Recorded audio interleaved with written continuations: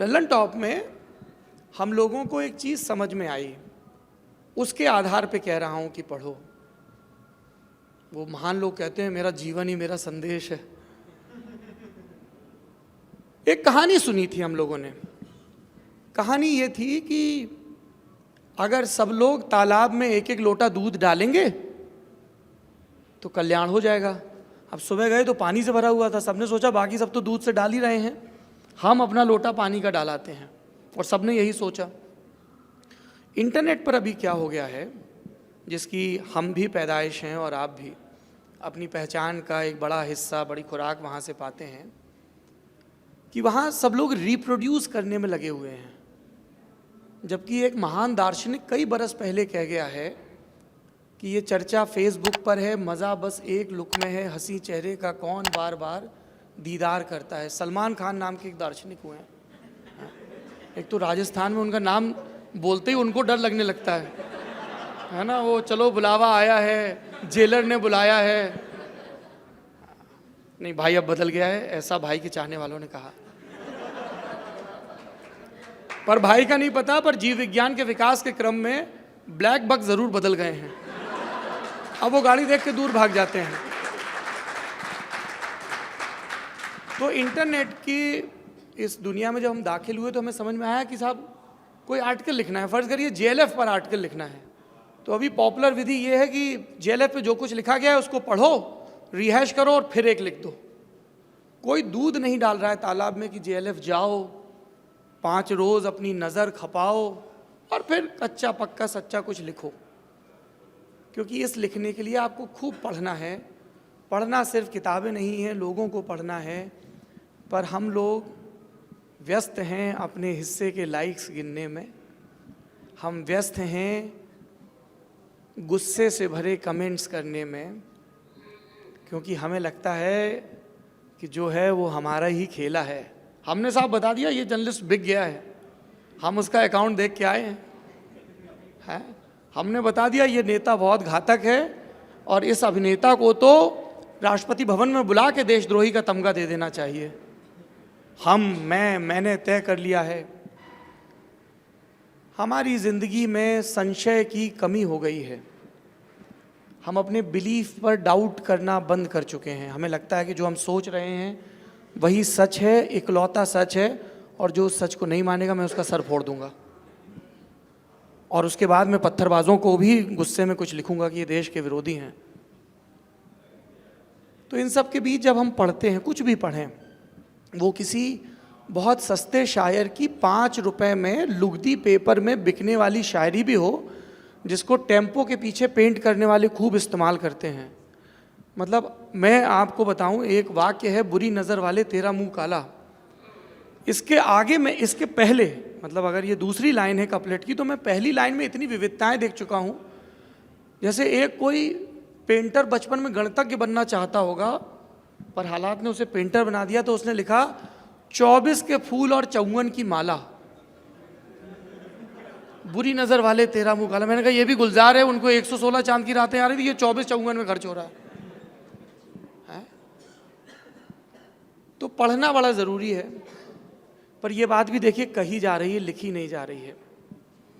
तो मुझे लगता है कि हमारी पीढ़ी जो है वो सुनने और देखने में बड़ा यकीन करने लगी है बजाय पढ़ने के,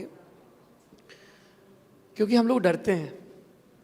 पढ़ना बड़ा अकेले का काम है, लिखना भी। वहाँ कोई फिल्टर काम नहीं आता। पढ़ रहे हो, सन्नाटा है, और पढ़ते पढ़ते तुम जो हो वो उन पन्नों में दिखने लगते हो। तुम्हें अपने भीतर की सारी कमज़ोरियाँ, क्रूरताएं और कमीनापन दिखने लगता है। यहाँ तो कोई फिल्टर नहीं है, किससे झूठ बोलोगे।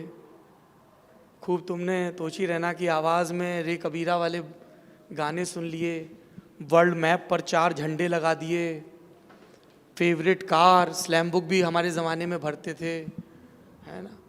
तुमने वो सारे तरीके अपना लिए फ़ोटो खिंचवाने की, जिसके बाद तुम्हारा टिंडर या बम्बल का प्रोफाइल अच्छा हो जाता है।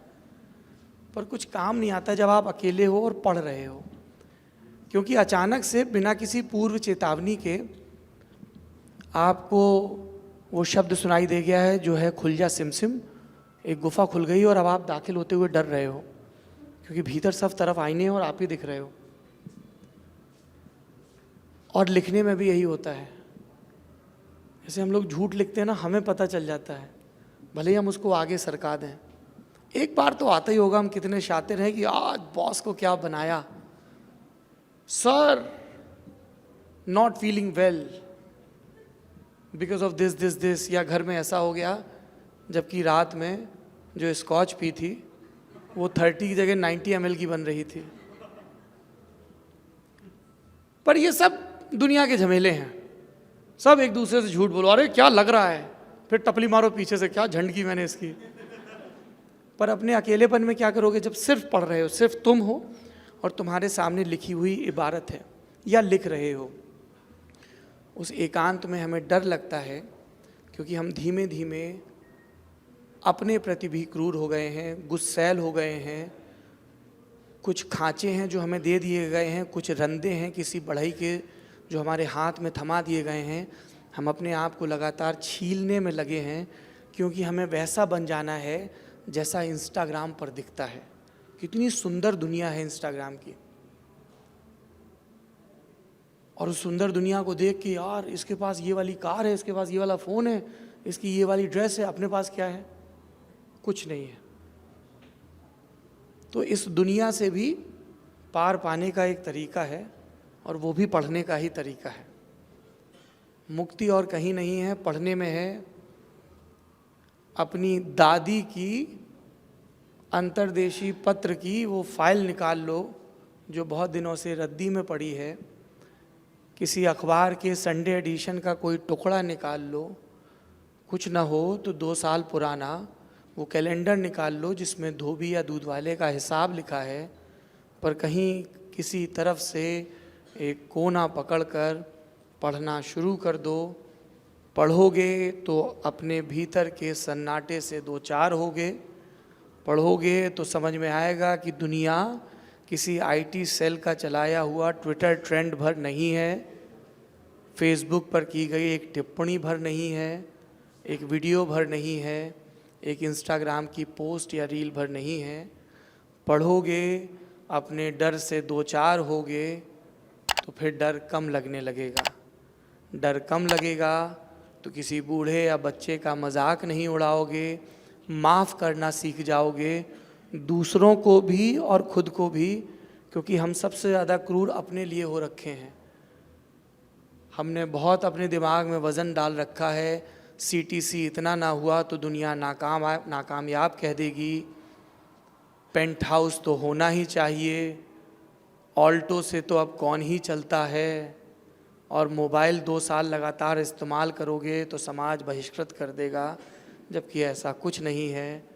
ये वो हलफनामे हैं जिनके सबसे ऊपर झूठ लिखा होता है, पर हम इन्हें मिटाते रहते हैं। पढ़ो, और पढ़ने के लिए इस तकनीक का खूब इस्तेमाल करो। राह चलते पढ़ो, मोबाइल पर पढ़ो, कार में पढ़ो, ट्रेन में पढ़ो, सरहाने तकिए के साथ किताब रखी हो तो पढ़ो। पढ़ो क्योंकि ये उन चुनिंदा कुर्बानियों में से है जो पेड़ जब देता है तो उसे तकलीफ़ नहीं होती है। वो दधीच सा महसूस करते हैं जब उन्हें पता चलता है कि ये जो मैं कतरा कतरा कट रहा हूँ, इससे एक कागज़ बनेगा जिस पर नफ़रतों के एंटीडोट्स लिखे जाएंगे, जिसको पढ़ के आदमी क्रूरता से करुणा का सफ़र तय करेगा।